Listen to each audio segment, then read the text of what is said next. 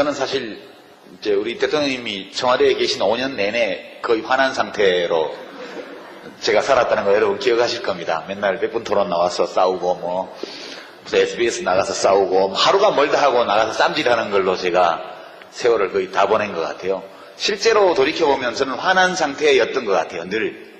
왜냐하면 너무 많은 부당한 공격이 일상적으로 가해졌기 때문에 또 대통령이 그렇게 부당한 공격을 당하고 있는데 그때 싸우는 게 내 일이다 이렇게 생각하고 저는 싸웠던 것 같아요. 정치 대통령 임기 끝나면 그만하면 되지 그렇게 생각하고 실제로 5년간 제가 정치를 했었는데 그럼에도 불구하고 수많은 일들이 있었지만 제일 분한 거 지금도 너무너무 분해요. 그게 저는 진짜 분해요. 이것은 공분이기도 하고 사적인 분노기도 한데요.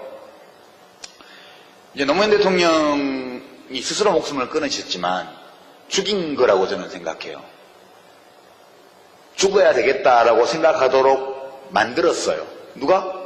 우리 정영월 선생님은 소심하셔가지고 청와대에 계신 분이라는데 이명박 씨가 그렇게 한 거죠. 그죠? 요새 세월호 사고 나고 나서 숨만 쉬고 있는지 숨도 안 쉬는지 모르겠지만 나타나지도 않잖아요. 최초의 원인 제공자 아니겠어요? 설령제 한 20년 있던 거를 25년 30년으로 풀어가지고 18년 넘은 배를 들여오게 만든 사람이 이명박 대통령이잖아요. 적어도 최소한 인간으로서의 도리를 안다면 지금이라도 나의 이것대로 규제 완화가 잘못된 거다 미안하다 이 얘기해야 맞는 거 아니에요? 진짜 인간도 아니다 그런 생각이 저는 들어요. 저질이다 이거는. 근데 이미 권력 없는 전직 대통령 욕해본들 뭐 하겠어요. 그렇지만 너무 분한 거는 노무현 대통령은 약점도 많고 그런 분이지만 좋은 사람이었어요. 똑똑하고요. 대학은 안 나오셨지만 지식도 많았고요. 논리적으로 사고할 줄 알고 품격이 있는 분이었어요. 맨날 조중동에서는 품이 없다고 얘기를 하는데 인간적 품격으로 치면 정말 품격이 있는 분이었어요. 사람을 사랑할 줄 알고 마음을 소통할 줄 알고 자기 잘못이 있을 때 그걸 금방 깨닫고 인정하고 고치려고 노력했던 분이에요. 이게 품격이 있는 인간이죠. 품위가 있는 인간이죠. 이명박 대통령은 진짜 품위가 없는 저질이거든. 저는 노무현 대통령처럼 사랑받을 자격이 충분한 품격이 있는 인간이 그런 야비하고 저열한 인간에게 죽었다.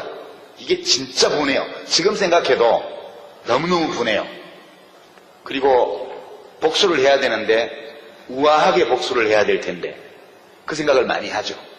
이것은 저는 일정 부분 사적인 감정인 동시에 공적인 분노라고 저는 생각을 합니다.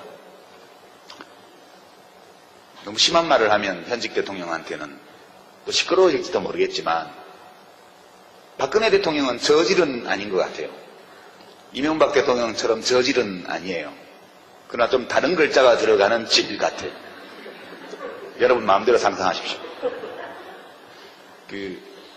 제가 그 세월호 사고가 날 때 진도에 있었거든요. 팽목항에서 자동차로 10분 거리에 있는 민박집에서 대한민국 현대사에 대한 글을 마무리하고 있었어요. 아침에 잠깐 민박집 아저씨가 저 앞에 배가 사고 났는데 애들은 다 구했다더라. 그렇게 얘기를 해서 그런 줄 알았어요. 점심 먹으러 나왔다가 애들이 다 죽었다는 것을 알게 됐죠. 그 다음날 진도에서 나왔는데요. 잠이 잘 안 오고 밥 먹다가 이렇게 목이 막 막히고 밤에 저 혼자 민박집에서 방문을 걸어 잠겨놓고 막 소리를 지르고 그렇게 되더라고요, 제가. 그래서 그 진도에 더 있으면 안 될 것 같아서 막 그 민박집에 사람도 아무도 없었는데 나밖에 없었는데 막 기자들이 밀려들고 난리예요. 그래서 이제 제가 그날 짐을 사서 나왔는데 박근혜 대통령이 진도 체육관에 처음 갔을 때 눈물이 나와야 정상이에요. 그렇죠? 우리의 이 눈물샘이라는 거는 이거는 자율신경이에요. 내가 울어야 되겠다 이렇게 해서 울 수도 있지만 나의 의지와 상관없이 내 마음속에 슬픔이 차오르면 저절로 눈물샘이 자극되도록 우리가 설계되어 있잖아요. 어떻게 그 진도체육관에 와서 안 울 수가 있어요? 저는 그게 정말 이해가 안 되더라고요. 기자회견장에서는 눈물이 나는데 진도체육관에서 왜 안 나죠? 저는 이거는 아닌 것 같다. 우리 사회가 기본적으로 우리가 나눠야 될 것은 마음이잖아요. 대통령도 잘못할 수 있어요. 정부도 작동이 잘 안 될 수가 있습니다. 그죠? 오랫동안 7년간 7년차 집권해오는 동안에 옛날 참여정부, 국민의 정부 시절에는 받아먹더라도 눈치 봐가면서 받아먹고, 그죠? 받아먹더라도 할 일은 좀 하고 이러던 사람들이 이명박 대통령 취임 이후 지금 7년째 오면서 이제는 아무 일도 안 하고 받아먹고 해야 될 일을 안 하고 받아먹고 아예 아무 일도 안 하는 상황으로 와버렸잖아요. 부패가 없을 수는 없지만, 부패는 어디나 있지만 조심하고 경계하고 눈치 보면서 부패하는 것과 대놓고 하는 건 달라요. 저는 이 세월호 사건의 원인은 부정부패라고 생각해요. 정실 인사, 뇌물, 이게 다 돈이 오고 갔든 안 갔든 원칙과 상식에 어긋나는 반칙과 편법, 불법을 저지른 부패잖아요. 그래서 제가 지금도 화가 나는 거는 왜 우리 국민들은 마음으로 소통하는 사람들을 내버려 두고 저렇게 물질에 대한 욕망을 노골적으로 자극하고 타인의 고통에 마음으로 감응할 능력이 없고 왜 이런 사람을 좋아할까? 화가 나요. 예전에 정치할 때는 국민한테 화난다 이런 말 하면 바로 조중동에서 유아무개 드디어 국민 탓까지 이렇게 하기 때문에 제가 할 수 없었지만 이제 정치를 안 하잖아요. 저도 시민이에요. 저도 시민으로서 국민의 한 사람으로서 이제 말해요. 국민들한테도 화가 나요. 저는. 네. 진짜 교감할 줄 아는 수준 있는 인간이 그런 저질에게 죽음을 당하고 그리고 마음으로 교류할 수 없는 사람을 뭘 보고 뽑았는지 모르지만 대통령으로 뽑고 지금도 아이고 대통령 얼굴 상한 거 봐라 얼굴 까칠하다 이러면서 나가서 꼭 1번 찍어야지 이런 분들에게 화가 나요. 저는 이제는 화낼 겁니다. 제가 정치를 다시 하면요 안 돼요. 세일즈맨은 고객이 왕이잖아요. 직업 정치는 세일즈하고 거의 비슷합니다. 무조건 수요자에게 맞춰야 돼요. 내가 제품에 하자가 있는 걸 알아도 경쟁사의 제품에 하자가 있고 내 제품에 하자가 있는 걸 알아도 말할 수 없어요. 그 고객이 불합리한 구매 행위를 해도 나는 팔아야 돼요. 이거 하는 한은 이건 전혀 성격이 다른 일인 것 같아요. 저는 고객들을 앞으로도 상대하는데요. 제 물건 팔려고 상대하는 게 아니고 물건 똑바로 사라고 이야기하는 그런 일을 하고 싶어요. 저보고 돌아오라고 하지 마시고. 네, 질문지들을 좀 주셨는데요. 그 중에 한 3분 정도가 거의 똑같은 질문을 주셔서 이건 해소가 됐습니다. 다시 정치 안 하시나요? 이 질문. 네. 실제로 노 대통령께서 돌아가시기 얼마 전에 제가 마지막 뵈었을 때 4월 20일인데요. 4월 19일 날, 물론 그 뒤에 이제 검찰에 가시던 날도 뵈었고 그러긴 했습니다만 4월 19일 날 이제 저를 버리셔야 됩니다. 이 글을 홈페이지에 올리신 걸 보고 제가 그 다음날 아침에 무작정 차를 타고 이제 엄청 사진이 많이 찍힌 날입니다. 그날. 그날 가서 제가 갔더니 그 시계 얘기를 하시더라고요. 그 시계가 말이야 그러시기에 대통령 저 뭐 그런 얘기 들으러 온 거 아니고요. 옛날에 즐거웠던 이야기들 좀 하려고 왔습니다. 그래서 여사님 모시고 셋이서 이제 밥 먹고 차 마시면서 옛날 얘기를 하면서 좀 한 2시간, 3시간 정도 좀 즐거운 시간을 보냈어요. 그때 경호 맡은 그 책임자분 말씀으로는 며칠 만에 처음 웃으셨다고 그러더라고요. 그래서 제가 나와서 이제 한명숙 총리하고 이해찬 총리한테 전화드려가지고 전화하면 오지 말라고 막 그러시는데 화를 내시는 막 오지 말라고 절대 오지 말라고 막 얼굴 끄실린다 이러시면서 이제 기자들 있고 하니까 오지 말라고 그러시는데 가니까 되게 좋아하십디다. 그러니까 시골 어르신들이 추석 때 저 못 가겠는데 그러면 그래 바쁜데 회사 일도 바쁜데 안 와도 된다 이러지만 속으로 서운하고 길도 막히는데 말하고 오려고 이렇게 얘기하지만 가면 되게 좋아하시는 거하고 똑같더라고요. 그래서 그 기억도 나고 하는데 그때 4월 20일 날 제가 갔을 때 저한테 진지하게 그렇게 말씀하셨어요. 그 전까지는 저 유아무개 정치적으로 제기를 시켜야 되니까 은평을 재선거에 나가도록 하면 어떨까 뭐 이런 얘기를 누구한테 하셨던데 그날은 진짜 이 사회를 바꾸려면 정치만 가지고는 안 되는 것 같다고. 그래서 당신은 정치하지 마라 그러시오. 그럼 뭐 해요? 그랬더니 젊은 사람들 만나서 강연도 하고 글도 쓰고 그게 더 낫지. 정치는 누가 합니까? 했더니 정치는 정치밖에 못하는 사람들이 하면 되지. 저한테 그러셨어요. 그래서 저는 그날은 그냥 하신 말씀이 아니고 정말 진지하게 저한테 말씀을 하셨는데 그 뒤에 저는 정치를 하려고 그랬죠 또. 예.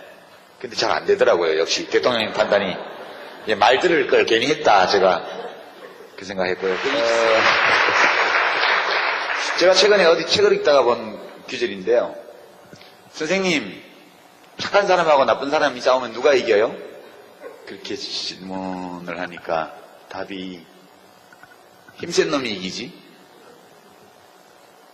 예, 착한 놈하고 나쁜 놈하고 싸우면 누가 이기냐? 힘센 놈이 이겨요. 착하든 나쁘든. 근데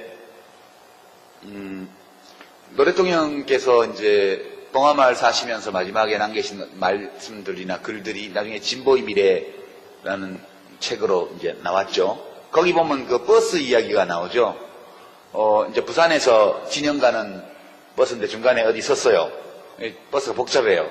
그러니까 이제 사람들이 야 운전사 양반 그만 태워서 비잡다 이제 경상도 말로 비잡다 그만 태워서 이러면 이거 보수예요. 안으로 좀 들어가 봅시다. 같이 타고 가게.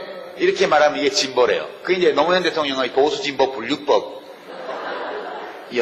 이제 그분은 무슨 복잡한 문제든 이렇게 쉽게 바꿔내는 능력이 있는 분이셨어요. 그러니까 언어 감각이 거의 마술사의 수준에 있으신 분이세요. 그런 점에서는.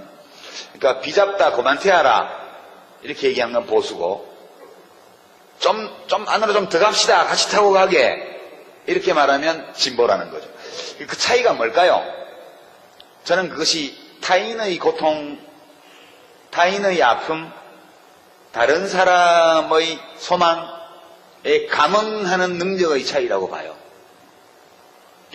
그 감응 능력이 적은 사람이 보수가 돼요. 그 감응을 잘하는 사람이 진보적이에요. 그러니까 보수 진보는 무슨 노동자 계급이라서 진보가 되는 게 아니에요. 제 생각에는. 노동자 계급에 속해도 타인의 고통에 감응할지 모르면 자기 임금 올리는 데만 관심이 있는 거예요. 그죠? 자기는 강남에 사는 뭐 몇백억 부자지만 다른 사람의 고통에 너무 마음이 아픈 사람은 희망버스를 타고 한진중공업으로 가는 거예요. 이게 어찌 보면 계급적 귀속이나 이런 것들은 여러 요인 중에 하나고 그다지 중요한 것이 아닐 수도 있다 저는 그렇게 생각을 합니다. 이렇게 생각하니까 저는 막시스트가 못 되는 거죠. 네? 막스가 18살 때 쓴 글을 보면 저는 되게 좋아하는 문장인데 그때는 뭐 작가도 뭣도 아니었던 거예요. 사회주의자도 아니었던 거죠. 근데 그런 문장을 썼대요.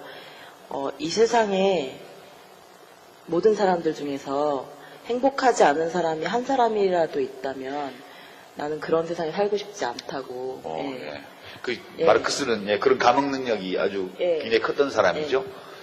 제가 세월호 사고가 나고 나서 뭐 국민 미개 국민 뭐 이런 얘기 돌고 뭐 대통령이 죽였냐 뭐 왜 대통령 보고 그냐 뭐 유족이 무슨 벼슬이냐 이런 말들이 주로 새누리당 주변에서 많이 나오는 건 아시죠?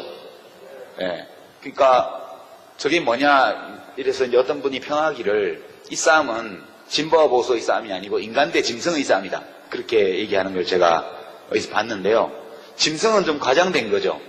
그러니까 이제 정확하게 표현하면 타인의 고통에 감응할 줄 아는 인간과 타인의 고통에 감응하는 능력이 극히 약하거나 그런 능력이 없는 전문 용어로 따옴표 치고 사이코패스 혹은 소시오패스와의 싸움이라는 거예요.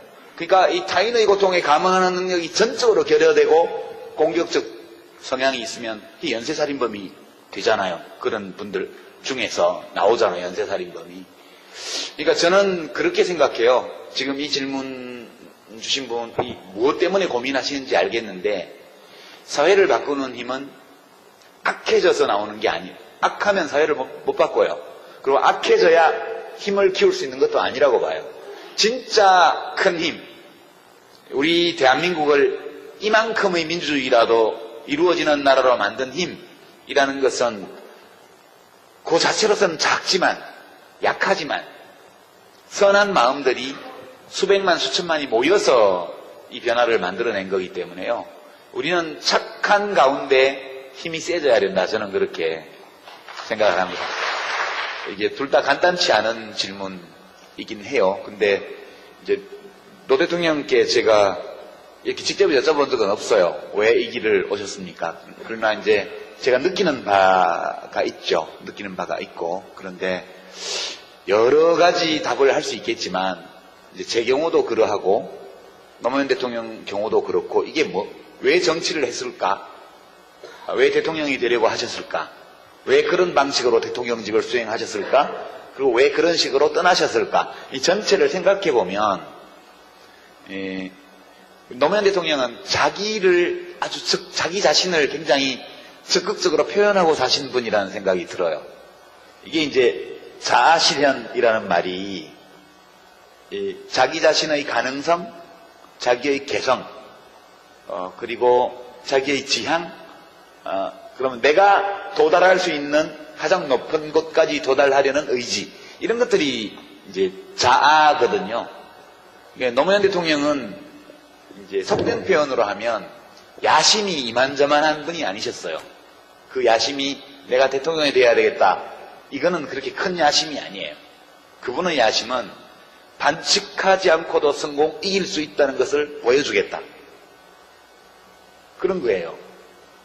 그거는 대통령이 되는 것보다 훨씬 어려워요. 대통령이 되는 것을 목표로 삼으면 그냥 반칙을 해서라도 하면 되죠. 그렇지만 대통령이 되는 것이 목표가 아니고 반칙하지 않고도 이길 수 있다는 증거가 되고 싶다. 이렇게 되면 이 야심은 정말 대단한 거거든요. 그래서 저는 이제 노 대통령이 야심이 굉장히 큰 분이었다. 그리고 그런 큰 야심을 내면에 가지고 있는 그분의 그분의 인격적 자아라는 것은 굉장히 독특한 면이 있었던 것이고, 그 점이 보통의 우리들과 좀 다른 점이 아니었을까, 그렇게 생각하고, 닮고 싶어도 닮으려고 노력은 할 수 있는데 꼭 닮기는 어려운 분인 것 같다, 이분은. 네, 그런 생각이에요. 그리고 이 목표는 사실 꼭 대통령이 됨으로써만 이룰 수 있는 것은 아니고, 우리가 일하고 있는 모든 공간에서 정직하게 반칙하지 않고 살아도 성공할 수 있다는 걸 보여줄 수 있는 방법은 참 다양하게 많은 것 같아요. 그래서 저는 우리가 대통령과 비슷한 야망을 품어도 되지 않나? 그런 생각도 한편으로 하고요. 제가 정치를 한 거는 사실은 이제 저는 경상도 출신이고 서울대를 나왔고, 그런데 그게 다 싫어요, 문화적으로. 옛날에 프랑스 대혁명기 미국 독립전쟁 때 라파에트라는 프랑스 귀족이 있었는데, 그 사람은 미국까지 배 타고 건너와가지고 독립전쟁 하는데 미국 편을 들고 그랬죠. 근데 라파에트가 왜 미국 독립전쟁에 가담했을까? 이제 이거에 대해서 여러 가지 분석이 있는데, 어떤 학자가 분석하기로는 그 당시 유행하던 춤을 출 줄 몰라서, 그러니까 귀부인들이 살롱에 왔다 갔다 하면서 노는 게 체질에 안 맞아서 이제 전쟁터로 갔다는 거죠. 그런 면이 좀 있는 것 같아요. 저는 사실 너무 화가 나서 그때 정치를 했고요. 솔직히 노무현 후보 시절에 그렇게 사람들이 가볍게 여기고 업신여기고 이렇게 하는 걸 보면서 진짜 분통이 터져가지고 했고요. 저는 그분을 꽤 오랫동안 알아왔지만, 제가 서울대를 비롯한 이른바 명문대 운동권에서 직접 겪어보았던 그 어떤 분들보다 뛰어난 분이셨어요. 저는 능력 있는 사람을 좋아해요. 제가 사실 특성이 똑똑한 사람 좋아하고요, 능력이 있는 사람을 좋아하고, 의지가 강한 사람 좋아하고 걸출한 어떤 사람을 흠모하는 경향이 저한테 있어요. 근데 노무현 대통령은 제가 본 모든 정치인 가운데 가장 걸출한 분이셨는데 사람들이 그걸 인정 안 하고 그분보다 훨씬 못하면서 또 자기가 더 훌륭하다고 생각을 하고 생각만 하면 좋은데 드러내놓고 그런 걸 표현하고 하는 것이 저로서는 참 참기 어려워서 그래서 자원봉사를 했고 그러다 보니까 뭐 정당도 하게 되고 그러다 보니까 국회의원도 되고 그러다 보니까 장관도 하고 이렇게 이제 왔던 거죠. 저는 어떻게 보면 제 결단으로 정치를 했던 것은 아니었죠. 그런 거고 예, 그렇습니다. 그리고 저는 노 대통령님보다 글을 잘 쓰거든요. 정치는 잘 못하지만 그렇게 말씀드리고 그러니까 그 노무현 대통령의 모든 삶과 죽음은 그 노무현이라는 자연인의 자기 표현이었다. 저는 그렇게 생각합니다. 그 다음에 두 번째, 이제, 소위 새누리당 보수 세력, 현재 집권 세력, 이분들도 진짜 애국심이 있냐? 그죠? 진짜 나라를 위해서 일하려고 하냐? 그냥 말만 그렇게 하고 실제로는 자기 이익만 누리려고 하나? 덕담을 해줄 수 있으면 좋겠는데요. 그분들도 그런 좋은 의도를 갖고 있어. 이렇게 말씀해 드릴 수 있으면 참 좋겠는데, 제가 겪어본 바로는 도저히 양심상 그렇게 말 못하겠습니다. 옛날 정치할 때 같으면 그렇게 말할 거예요. 저도 점수를 따야 되기 때문에. 근데 솔직히 제가 국회 안에서 안팎에서 겪어본 걸로는 악한 점이 있어요. 악한 점이. 근데 이 악한 점이 원래부터 타고난 어떤 사악함을 내면에 갖고 있다기보다는 그냥 생각이 없는 거예요. 이게 한나 아렌트가 이야기한 악의 평범성 또는 비속성이라는 건데요. 세월호 희생자의 유가족 입장에 서보지 않기 때문에 미개국민 발언이 나오는 거거든요. 그러니까 악의 평범성이라는 것은 바날러티라고 영어로 쓰는 그게 우리는 평범성으로 해석을 하는데 제 판단에는 비속성이라고 말하는 게 더 표현하는 게 맞는 것 같아요. 그러니까 내가 저 사람 입장에서 생각을 안 해보는 거예요. 그게 한나 아렌트가 예루살렘의 아이히만이라고 하는 책에 쓴 개념인데요. 그 사람이 나치의 학살 명령을 그대로 집행한 책임자, 수용소 책임자인데 뭐라고 주장했냐면 나는 그냥 국가의 명령에 따라서 애국심에서 지시대로 나의 직군에 따라서 내가 할 일을 했다.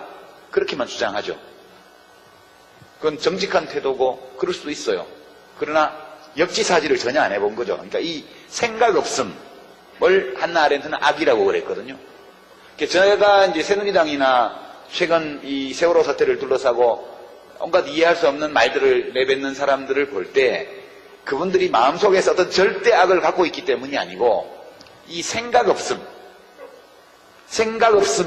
이 악의 비속성, 이 무엇인지를 제일 잘 보여주고 있다고 저는 보는 거예요.